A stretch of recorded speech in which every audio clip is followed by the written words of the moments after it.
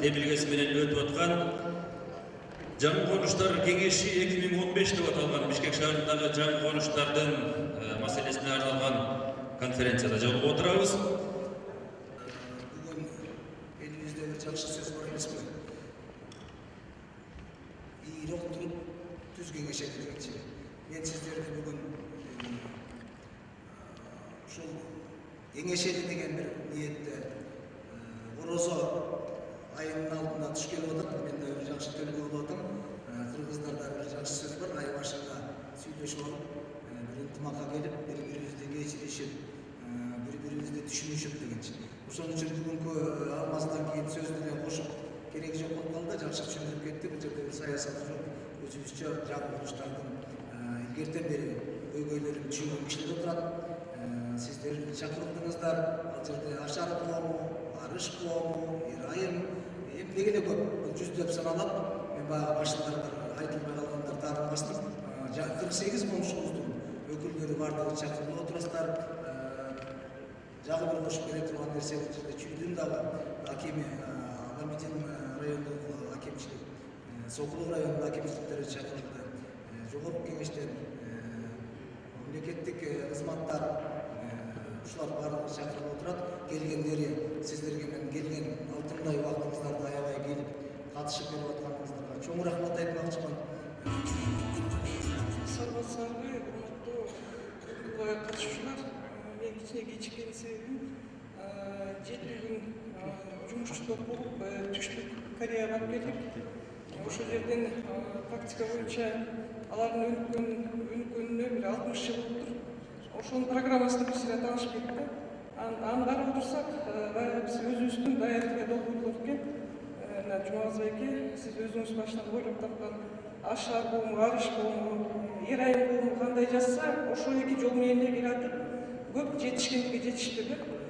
Бизде мындай айткандай жолубуз бар, жазабыз десек бар, юристтерибиз бар.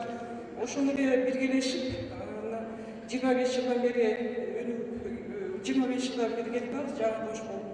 Алардын долбоорунун аты дагы новая деревня деп коет экен. Бизге дагы жаңы коныш колдоп келсек. Көп нерсеси окшош экен да.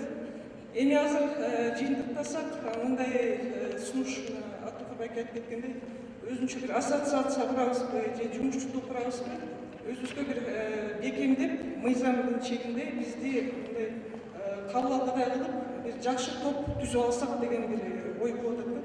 Аны бир сыйра ар кимге өзүңөрдүн сунуштарды бересиңер, аны бир сыйра чогултуп, активдер бир канча 20 киши, 30 киши аны өзүңөр чечесиңер. Ошону иштеп чыксак жакшы болот эле. Ушул 25 жылдан бери жасап аткан ишибизди мындан ары бекемдеп, мындан ары кандай жолго түшөбүз деген ойлорду дагы чогултабыз. Мунун баары жана алып саккандар алып сакты. Мен бүгүн предложение жасап атам. Ошол жана алып саккандар ар бир гектарына 1 миллиондон жана айлык счетко төлөп бергиле официально. Андан кийин мен агентствага макул болоюн. Эмне үчүн мен аны алайын деп атам. Бул эми 1 миллиондон мен грубо средний айтып атам.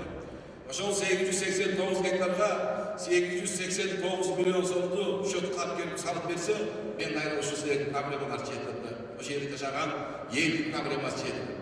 1 жылдын ичинде ошол жерде суусун киргизмекмин, светин бермекмин, жолун салмакмын, мектеп балакча салмакмын. Ошондо бүт проблемам бар ойлоп чечилет эле. Ошондо жана жер саткандар амнистия болуп, жана 1 миллион акчасын төлөп бербек, жана соттон прокуратура иштери айырма, элдин проблемасы чечилмек, булар жана документтарын баягы оформдеп, үйлөрүн мыйзам чегинде жашамак.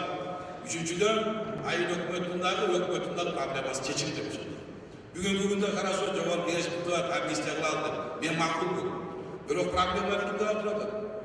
Проблеманы бул айыл өкмөттө калтырып атат, акимиятка калтырып атат, өкмөткө калтырып атат. Биз кантип чечебиз? Ошо алып саккандарды мен 1 миллион дени грубо силерге айтып берип кетейин, эмне үчүн ал эсеп чыкты. Ортодо средний бир участок 2000ден 5000 долларга чейин турат. 2000, 3000, 4000, 5000 деп айтайын. 3000 доллардан ошондо средний эсеп атам. 15000 доллардан төлөп берсиз гектарга. Ошондо ошо айры элге берейин деп. 15000 долларга ошо 1 гектар жер сатып алды. 15000 долларды өкмөткө төлөп берди. 1 гектар жерден 15 участок чыгат.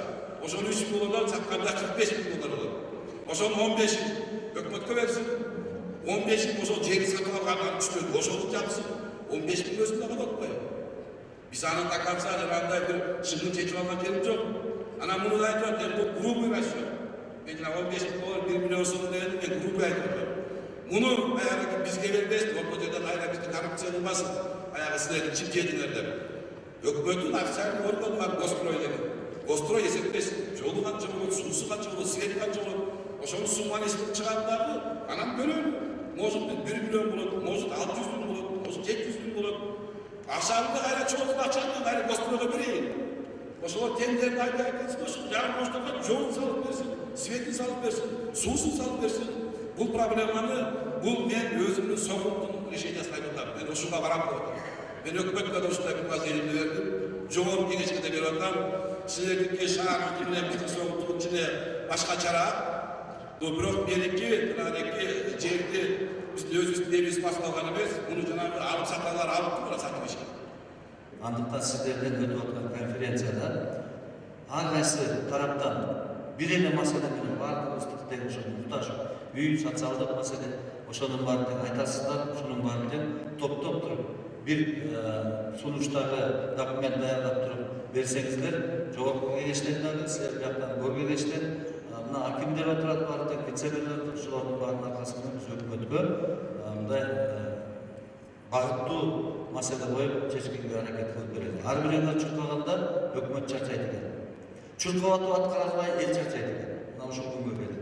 Ушул болбосун деп бүгүнкү конференциянын жыйынтыгында мен ойлойм, жакшы жыйынтыкка мындай чечимге келесиздер.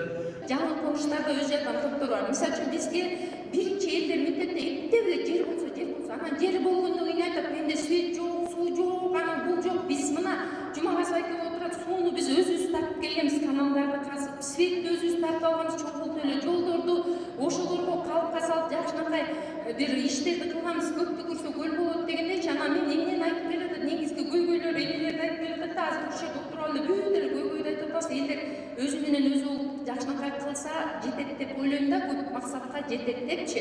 Анан ушул жерден эмени айтып келатат, азыр деген мына бизде деген эң сонун каада салттар, норустар болчу эле, айылда жаңы болуштарда дегенип эл менен сен бийиксиң, элден чыксаң бийиксиң дейт.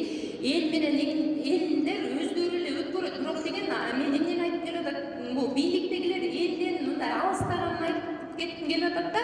Мисалы үчүн Норус өтөт, Норус кимдер үчүн тетиги Манас айылына эле билбейм, башка мындай эл өздөрүнчө эле көжө кайнатып өздөрүнчө эле жүрөт. Ошондойлорго элдер чогуу катышса, анын баягы 1 жылды эске алсаң Күрүчек дейт, 20 жылды эске алсаң Дарабөстүр дейт, тынымдарды эске алсаң урпактарды тарыяла дейт.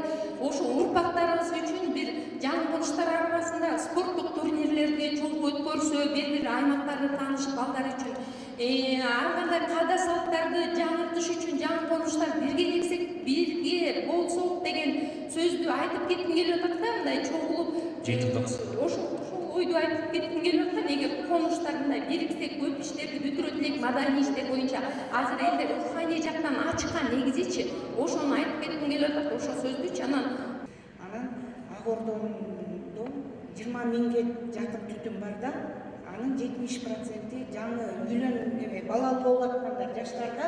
Эми ошол көйгөй аябай проблема болуп атат да, 84-кө да батпай калды. Быйыл 84-чү мектеп да отказ болуп атат. 77-чи мектеп да отказ болуп атат да. Эми Ак Ордо конушунун жаш үй бүлөлөрү балдарын каяка алып барышты билбей калышты. Алардын көбүнүн пропискалары жок. Шаарга туугандар аркылуу орноштуралы десе, шаардын мектептеринде оңдогондой акча сурап атышат да.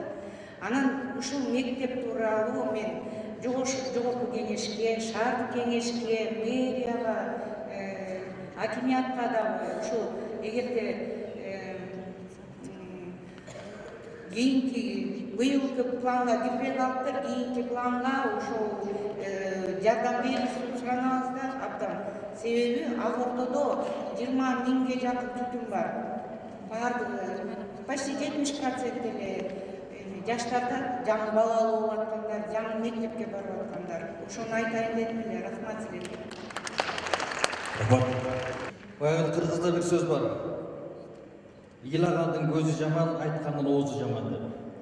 Мына сиздер менен бирликте жогоруда айтып өткөндөй 26 жылдан бери айтып та келе жатабыз, ыйлап та келе жатабыз, пикет митингтерди өткөрүп та келе жатабыз.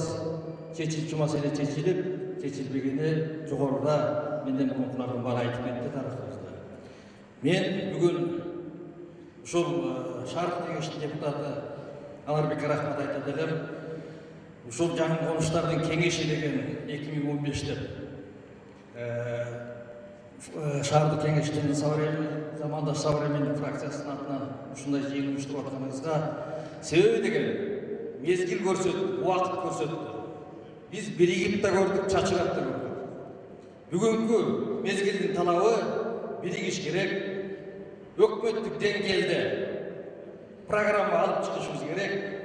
Шаардык деңгээлде тоже программаны бекитишибиз керек.